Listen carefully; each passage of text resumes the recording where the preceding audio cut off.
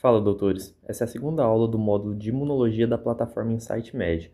E no vídeo de hoje nós vamos trabalhar o assunto que foi dito na primeira aula, só que de maneira mais aprofundada, para a gente conseguir melhorar a nossa nota e sair de uma nota 7 e possivelmente progredir para uma nota 9, 10 em provas que envolvam esse assunto.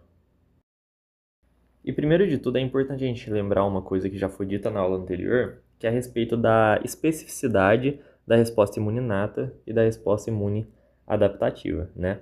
A resposta imune inata, ela atua por meio dos receptores de reconhecimento padrão, que também podem ser chamados de PRR. Esses receptores de reconhecimento padrão, eles identificam padrões moleculares, ou seja, padrões, né, de moléculas, proteínas, carboidratos, que geralmente são compartilhados por diversos micro-organismos. Ou seja, é como se você tivesse 10 bactérias diferentes. Só que essas 10 bactérias, elas possuem na membrana plasmática delas uma proteína específica que entrega que ela é uma bactéria. Aí, quando essas células de defesa interagirem com esse pump, né, esses padrões moleculares associados a patógenos, o corpo vai pensar, opa, quem geralmente tem isso aqui é bactéria. Então, provavelmente isso aqui que eu estou interagindo é uma bactéria. Vamos atacar ele. E é assim que funciona. Um exemplo bem fácil assim, de visualizar também é a mesma coisa que você pensar numa quadrilha, né, no PCC, digamos assim. Você tem a turminha lá do PCC. Aí todos eles têm escrito no braço deles uma tatuagem escrito PCC. Sempre que você vê uma pessoa que está com essa tatuagem no braço, você vai saber que ela faz parte de uma quadrilha, você vai saber que ela é do mal. Só que você não vai saber quem exatamente é. Você não sabe se você está falando com o chefe, se você está falando com o Ricardo, com o Gabriel. E é mais ou menos assim que a resposta imunidade inata atua. Ou seja, ela identifica que é uma bactéria, ou algum vírus, ou alguma coisa do tipo, mas ela não consegue reconhecer exatamente qual que é. Se a bactéria é E. coli, se a bactéria é devoradora de carne, enfim. E além disso, nós temos a resposta imune adaptativa. A resposta imune adaptativa, ela já consegue reconhecer exatamente quem que é aquela bactéria. Além de reconhecer que é uma bactéria, ele vai saber exatamente quem que é. Se é a bactéria, por exemplo, E. coli. Ele vai saber diferenciar a E. coli de uma outra bactéria. E assim, ele tem uma resposta muito mais direcionada e específica para determinado patógeno. E isso se faz por meio do reconhecimento, né, dos epítopos, que são basicamente estruturas que entregam que aquela bactéria é, por exemplo, a E. coli. Mas até aqui não tem nada de novo. E é agora que as coisas começam a ficar interessantes, que é o momento que a gente entende de onde vem essa especificidade, né? Por que a resposta imune inata ela é menos específica, enquanto a resposta imune adaptativa ela é mais específica? Tudo acontece pelo seguinte, como tem aqui nos slides, os receptores da imunidade inata, como por exemplo dos neutrófilos, macrófagos, eles já vêm codificados do DNA herdado dos seus pais. Então é algo que é transmitido geneticamente. O que aconteceu? Durante os milhares de anos da evolução, o corpo foi percebendo que alguns patógenos eles compartilham características semelhantes. E aí eles começaram a produzir, né, formas de se defender contra esses patógenos nessas células de defesa. E aí, como eles viram que isso é recorrente, que muitos patógenos possuem essas características, essas defesas do corpo, né, esses receptores que reconhecem esses patógenos, eles foram sendo conservados e foram sendo transmitidos, né, de geração para geração. E aqui até tem uma analogia interessante, que essa linha germinativa, né, da resposta imunidade, ela é como um terno comprado pronto na loja. Eles servem muita gente, é rápido de vestir, mas o ajuste nunca será perfeito para um indivíduo específico. Então a inata, igual eu coloquei aqui também, que é importante saber isso, é que ela não é cega, ela é geneticamente limitada a ver classes de patógenos, não indivíduos. É aquele negócio, ela consegue identificar que aquilo ali é um determinado tipo de patógeno, porque ele possui peptídeo glicano, muito peptídeo glicano, mas ele não sabe exatamente qual patógeno que é, né? Qual patógeno específico é. Só que no caso da imunidade inata da imunidade adaptativa, a situação muda um pouco. Por quê? Porque seguindo a mesma lógica, né, do terno, a mesma analogia, enquanto na imunidade inata a gente faz um terno que serve para várias pessoas, A ideia da imunidade adaptativa é montar um terno sob medida, né? O alfaiate vai montar lá um terno para o Breno Gomes, que vai servir perfeitamente nele e que provavelmente não vai servir para outras pessoas. E aí, o que acontece? Na imunidade inata adaptativa, não. Na imunidade adaptativa, as células, né, que são os linfócitos B e T, eles não usam apenas o DNA que foi herdado, né, que foi herdado pelos seus antepassados. Eles vão utilizar de processos, né, que nós chamamos de recombinação somática. E para a gente tentar entender como que é essa recombinação somática, vamos pensar que o nosso DNA, o nosso corpo, né, o DNA das células de defesa, ela vai ter opções para montar um receptor. Uma analogia seria como se a gente fosse sair de casa. Aí, nós humanos, a gente tem que escolher um tênis, uma calça e a gente também tem que escolher uma camiseta. A gente pode fazer diversas combinações. Por exemplo, a gente pode pegar um tênis azul, uma calça amarela e a gente pode pegar, por exemplo, como que fala? Uma camiseta vermelha. Então, a gente pode ir fazendo diversas combinações. Como a gente pode, por exemplo, às vezes fazer o contrário. A gente pode pegar um tênis amarelo, uma calça verde, uma camiseta roxa e assim por diante. A gente pode fazer várias combinações. E cada combinação vai levar, né, à formação de um estilo específico.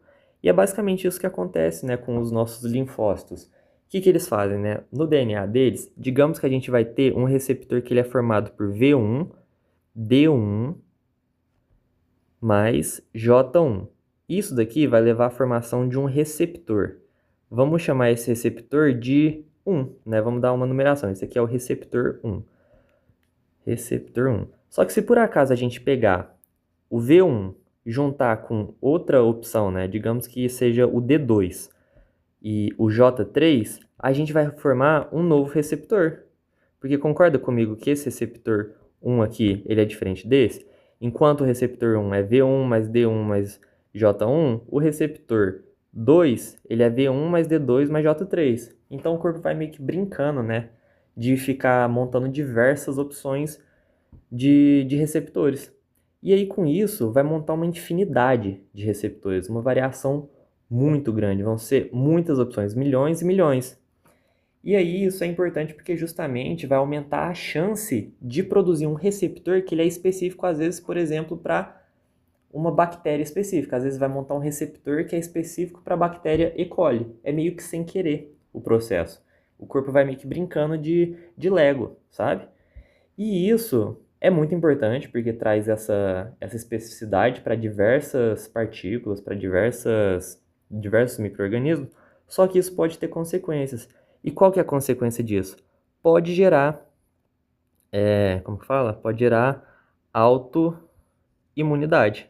Ou seja, quando a gente vai produzir milhares e milhões de receptores, a gente não vai produzir somente receptores que vão atacar bactérias. Nesse processo, a gente pode acabar produzindo receptores que vão acabar levando a um ataque de uma célula nossa. E aí, porque o processo é ao acaso, né? Meio que sem querer, igual eu já disse. Então, o corpo precisa de ter um sistema de controle bem rigoroso quanto a isso, que a gente vai ver melhor em outras aulas. Mas, basicamente, lá no timo é onde esses linfócitos são preparados. E se caso o corpo perceba que determinado linfócito tem uma tendência de reagir com moléculas do próprio corpo, o timo vai lá e manda destruir esse linfócito, porque ele é um perigo para si mesmo. E a gente vai ver isso que é a questão da autotolerância. Então é isso que causa, né, essa especificidade de cada uma dessas respostas imunes. Então a imunidade inata vai reconhecer, não, essa bactéria é gram-negativa, vamos atacar ela. A imunidade adaptativa vai reconhecer, não, essa aqui é a Escherichia coli da cepa tal. Só que isso é muito importante, na verdade. Muitas pessoas tendem a acreditar que essa limitação da essa limitação da resposta imune inata não é boa, mas na verdade ela é excelente, por alguns motivos. Primeiro deles é que, quando a gente tem uma infecção no nosso dedo, vamos pensar um cenário em que só existisse células de defesa com uma especificidade extremamente alta. A gente foi lá e cortou o dedo. Aí digamos que entrou uma bactéria bem específica, E ali, no dedo, coincidiu de não ter nenhuma célula de defesa que reage com essa bactéria. Então, o corpo vai ficar meio indefeso, porque não tem célula de defesa ali para proteger. Então, aí que entra a importância dessas células da imunidade inata. Elas não vão saber que bactéria exatamente é aquela, mas por meio dos padrões, né, apresentados, por meio dos pumps presentes nessa bactéria, ele vai identificar, opa, isso aqui é uma bactéria, isso aqui é patógeno, isso aqui pode me causar mal. Então, vamos atacar, independente de qual bactéria específica que seja. E aí, isso é muito importante, por quê? Porque a resposta imune inata, ela geralmente acontece de minutos a horas. Ou seja, você cortou o dedo, quase que imediatamente a resposta imune inata vai começar a atuar para te proteger. E ela é importante justamente porque ela vai meio que segurando as pontas, enquanto a resposta imune adaptativa, ela começa a atuar. Por conta que a resposta imune adaptativa, como a gente já viu, ela geralmente demora de 7 dias para mais para começar a fazer efeito, passar por todos os processos que a gente já vai ver melhor. Então, a bactéria, a resposta imune inata, né, ela vai justamente ali fazendo esse processo de aguentar as pontas e evitando que o problema seja muito maior quando a resposta imune adaptativa estiver pronta para atuar. E agora a gente vai entrar numa parte muito importante que é justamente entender até um pouquinho do porquê que a ativação da imunidade adaptativa ela demora um pouco. Porque o que acontece? Quando entra um antígeno no nosso corpo, esse antígeno ele vai ter que achar um linfócito específico. E aqui cabe ressaltar o seguinte, que o corpo não produz linfócito após a infecção. O corpo ele já tem um repertório pré-existente. Lembra que eu disse lá que a gente tem aquela recombinação somática? Então, o que acontece? O corpo, né, isso a gente vai ver melhor onde surgem cada célula, mas já dando um spoiler, quem produz as células no caso, né, a medula óssea. E aí, dentro da medula óssea, vai ter a produção desses linfócitos, e aí os linfócitos vão passar por aquele processo de recombinação somática. Ou seja, eles vão produzir diversos clones de linfócitos, só que cada um vai ter um receptor específico. Então, aqui nesse exemplo, por exemplo, todos esses aqui são linfócitos iguais, são clones, né? Só que cada um possui um receptor bem específico. Então, aqui a gente tem um receptor, esse linfócito aqui tem um receptor em formato de Y, esse aqui tem um receptor em formato de W, esse aqui tem um receptor em formato de B, e esse aqui tem um receptor em formato de A. Então, digamos que entrou no nosso corpo, né, um antígeno que ele tem um formato assim, correto? Um formato meio triangular. Se a gente fosse analisar, todas essas células aqui são clones. Porém, analisando os receptores, a gente vai conseguir perceber que esse antígeno específico só vai conseguir se ligar a um desses linfócitos específicos por conta que ele tem um receptor que encaixa nesse antígeno. Então, o antígeno ele entra e ele precisa encontrar o único, né? O único linfócito que possui o encaixe perfeito.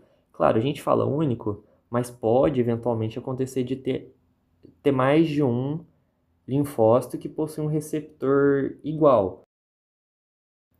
E aí, com essa base que a gente construiu, a gente consegue responder agora tranquilamente essa pergunta. Por que a resposta primária, né, da imunidade adaptativa demora 7 a 14 dias? Basicamente por dois motivos. Primeiramente, é o desafio da agulha no palheiro. O que é o desafio na agulha do palheiro? É como se você tivesse um local que estava cheio, né, de palha, e aí lá no meio dessa palha você tem uma agulha. Vai ser extremamente difícil de achar. E aí, claro que tem uma forma tipo assim, de facilitar esse encontro, mas isso a gente vai ver em outras aulas. Mas então, o primeiro fator que dificulta, o que atrasa essa ativação da resposta imune adaptativa é justamente isso, achar o antígeno, achar o seu receptor específico. E além disso, o que a gente vai ver que é a expansão clonal. Quando a célula, né, quando o antígeno encontra a sua célula de defesa que possui um receptor específico para ele, essa célula ela vai começar a se dividir. Ela vai começar a passar por várias mitoses para conseguir criar um exército específico para lutar com aquela bactéria. Então isso também leva um tempo. Bom, isso aqui que a gente vai ver agora não tem quase nada de novo do que a gente viu. É mais uma fixação, uma síntese, né? Então vamos lá. A gente teve a chegada do antígeno. Por exemplo, teve uma lesão ali no dedo, Aí o antígeno entrou no nosso corpo, a resposta imuninata, né? Aqui, esse 0 é o dia que teve a infecção, ela já começa a atuar aqui, ela tá trabalhando, né? Lutando contra esse micro-organismo. E aí, esse antígeno, né? Eu lembro para vocês também que na imunidade inata a gente tem as células APC, né? Que são as células apresentadoras de antígeno. E o que essas células APC vão fazer? Elas vão pegar esse antígeno e elas vão levar lá em direção às células da imunidade adaptativa, né? Meio que para mandar o recado, ó, esse micro-organismo aqui específico acabou de entrar no corpo. Então, aí quando essa APC leva lá para essas células de defesa, né, da resposta imune adaptativa, que elas geralmente ficam ali nos linfonodos, a célula específica, né, o clone específico que tem um receptor específico para esse anticorpo, desculpa, que tem esse receptor específico para essa bactéria, ele vai começar a proliferar. Então ele vai começar a aumentar muito a quantidade de células. Então note aqui, ó, esse eixo, o eixo Y, é o número de células. Então a quantidade de células de defesa, né, mais especificamente desse clone específico, vai aumentar bastante. E aí é por isso que a resposta imune adaptativa primária demora muito, por conta que tem esse tempo de apresentação do antígeno, mais o tempo de expansão clonal, e tudo isso leva tempo. Então a gente percebe que a resposta imune adaptativa ela demorou cerca de 7 a 14 dias para começar a fazer efeito. E aí tá, na expansão clonal, a gente vai tendo uma célula, ela sofre mitose, forma duas, essas células sofrem mitose, formam 4, depois forma 8, depois forma 16, até atingir milhões de clones idênticos, né, com aquele receptor específico para esse micro-organismo que entrou no corpo. E aí tá, foi formado o exército específico para esse micro-organismo, aí o corpo foi lá e conseguiu vencer, né, ele. E aí tá tudo certo, agora não tem mais esse agressor no nosso corpo, tudo mais. E aí, como não tem mais esse perigo no nosso corpo, não faz sentido ter tanta célula no sangue, né? Não faz sentido ter tanta célula de defesa no sangue, já que não tá precisando desses guardas, não tá precisando desse exército. Então, muitas dessas células, elas recebem sinais e elas acabam sendo levadas à morte programada, né? A apoptose. Então, a quantidade de células vai diminuindo. Só que não diminui a zero. Por que não diminui a zero? Porque muitas dessas células também viram células de memória, que vão ser células que vão estar quase que prontas para quando tiver uma reexposição a esse antígeno. E aí a resposta secundária vai ser bem mais potente, bem mais rápida do que a resposta primária. E aqui eu acabei já dando um spoiler, né? Na resposta primária, por exemplo, a gente tinha aquele processo que tinha que achar aquela uma célula específica, que é aquela agulha no palheiro, né? Que eu fiz a analogia, aí demora um tempo, tudo mais. Aí ela tem que se multiplicar e tal.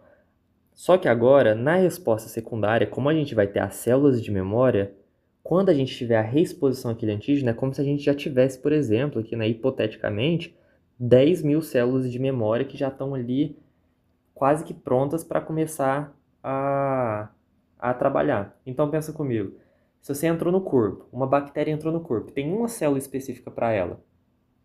Isso vai ser mais rápido ou mais demorado do que se essa bactéria entrar no corpo e já tem mais de 10 mil ali esperando para conseguir lutar com essa bactéria. Então é óbvio que a resposta imune secundária ela é mais rápida, explosiva e consequentemente acaba sendo mais eficiente, né?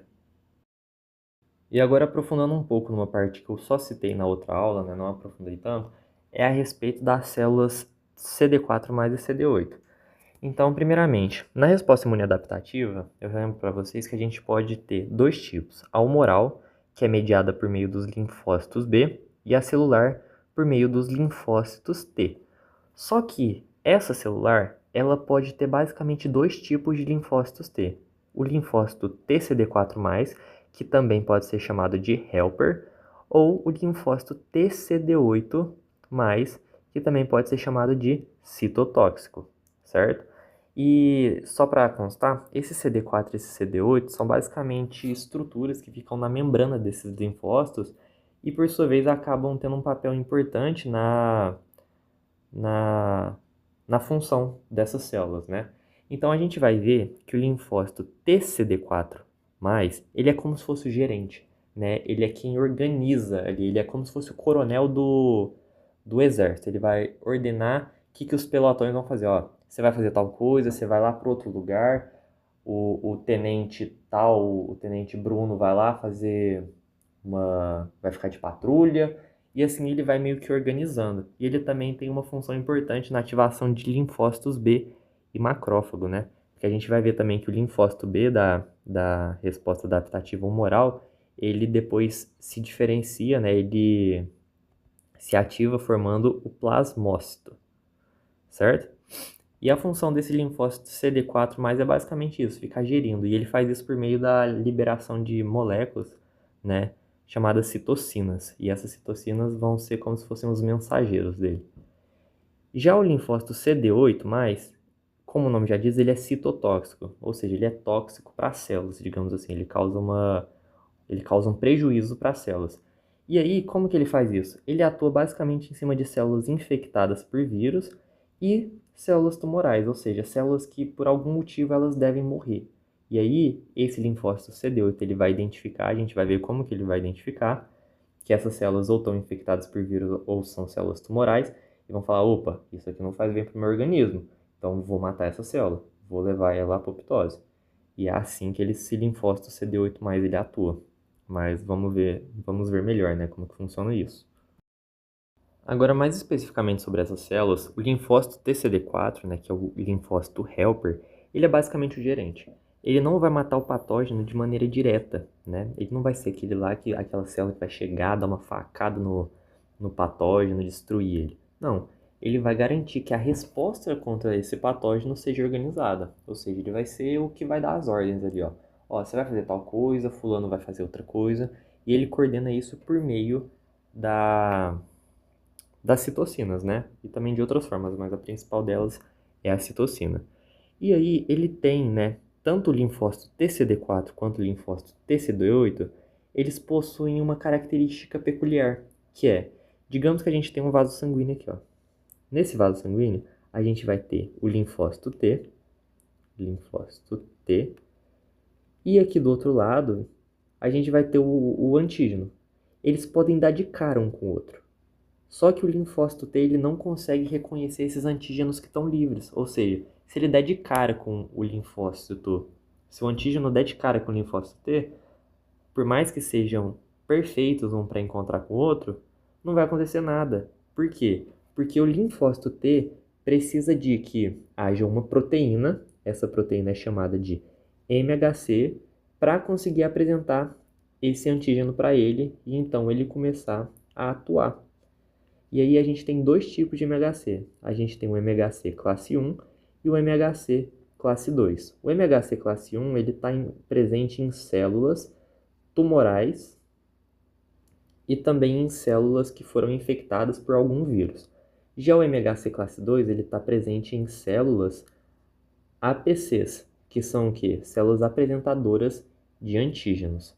E aí, o linfócito TCD4 ele vai reconhecer os antígenos via MHC classe 2, ou seja, o MHC classe 2 especificamente é quem vai apresentar o antígeno para esse linfócito TCD4 ser ativado e começar a coordenar a resposta.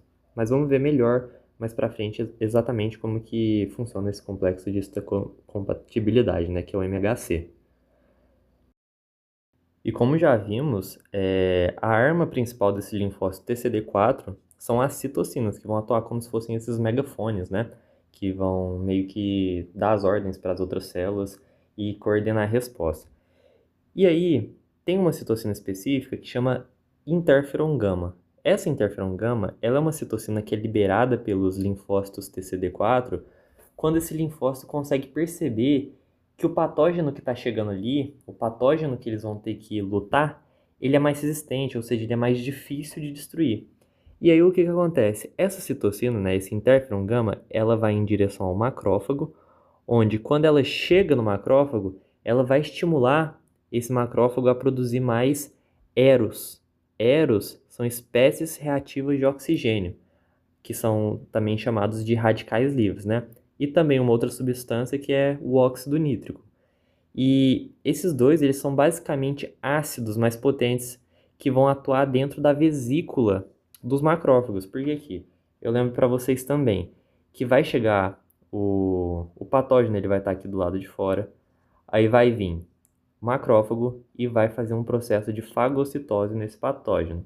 E aí, quando ele faz a fagocitose nesse patógeno, ele vai fechar aqui e manter esse patógeno dentro de si em uma vesícula, né? Ele vai manter esse patógeno em uma vesícula, onde ele vai liberar diversas enzimas, diversas substâncias para tentar destruir esse patógeno.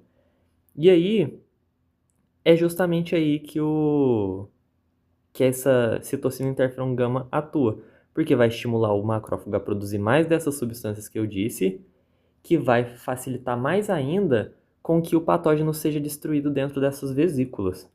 Além disso, existem citocinas que vão servir para quê?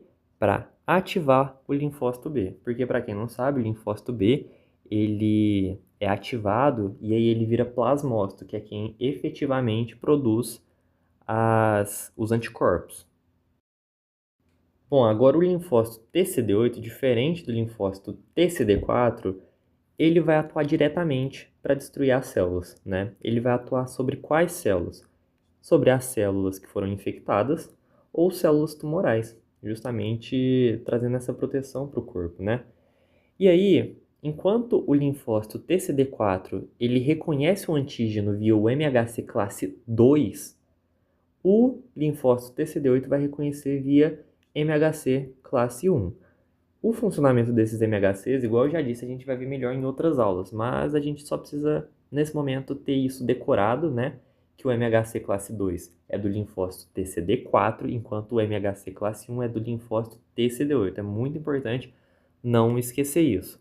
E uma coisa importante é que esse MHC classe 1, ele geralmente está presente em quase todas as células que são nucleadas, né?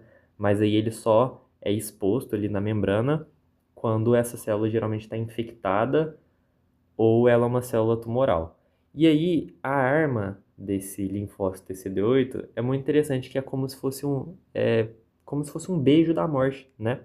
Por quê? Porque vai ter o linfócito T, citotóxico, né? Porque o linfócito TCD8 também é chamado assim. Aí, o que vai acontecer? Ele vai vir, ele tem um receptor na sua superfície que vai reconhecer o complexo MHC classe 1 mais a parte do antígeno que foi apresentada. E aí, quando ele reconhecer, ele vai liberar uma série de substâncias, né, que vão levar à morte desse alvo, né? Por exemplo, ele vai liberar perforinas, que são, se eu não me engano, uma proteína, que vai fazer o quê? Vai meio que perfurar a membrana plasmática dessas células infectadas ou tumorais, além de granzimas, que vão ser proteínas que vão levar, né, que vão induzir a apoptose nessas células. Então, ela atua basicamente por esses dois mecanismos. E para finalizar com chave de ouro, vamos falar da autoimunidade. Primeiramente, como que o sistema funciona normalmente? A gente tem aquela questão que a gente comentou mais cedo na aula da recombinação somática.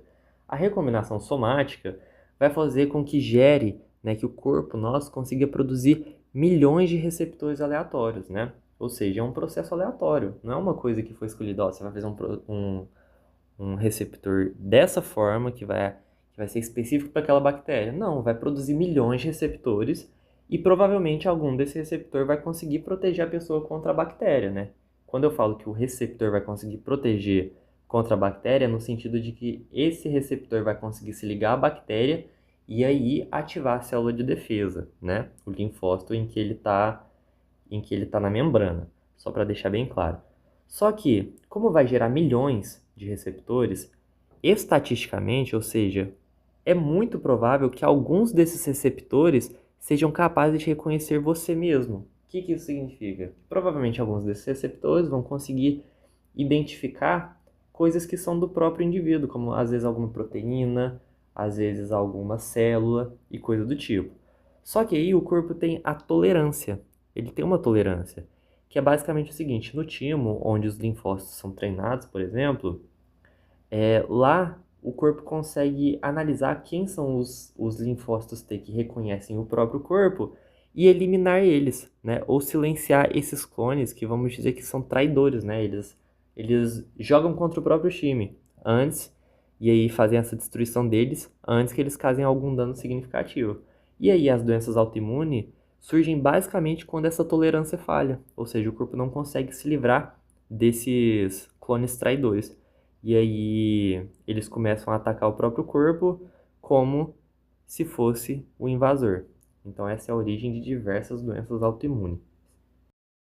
Então agora para finalizar mesmo, vamos fazer um resumo de elite, que são os 3 pilares que a gente precisa levar daqui para que você saia de um aluno que ia tirar nota 7 para um aluno que vai tirar nota 10. Então é o seguinte, a primeira coisa a gente precisa relembrar, né, lembrar com a gente aquela questão da linha germinativa, né, das células do sistema imune inato e da recombinação somática no sistema imune adaptativo, que é isso que gera aquela grande especificidade a diversos micro-organismos, certo? A gente precisa lembrar também a respeito da expansão clonal, a teoria da seleção, que é aquela lá em que um clone específico vai ser ativado quando tiver uma infecção, quando o micro-organismo entrar no nosso corpo, aí ele vai ser ativado, um clone específico, né, que possui um receptor específico, ele vai passar por um processo de expansão clonal, ou seja, ele vai multiplicar muitas e muitas vezes até gerar um exército. E também lembrar que isso leva tempo, né, não é rápido, principalmente na primeira exposição, isso leva um tempo, pode levar de 7 a 14 dias, para que a imunidade adaptativa esteja pronta para começar a atuar. E além disso, a respeito do CD4 e CD8, a gente não pode confundir por nada a função dos dois.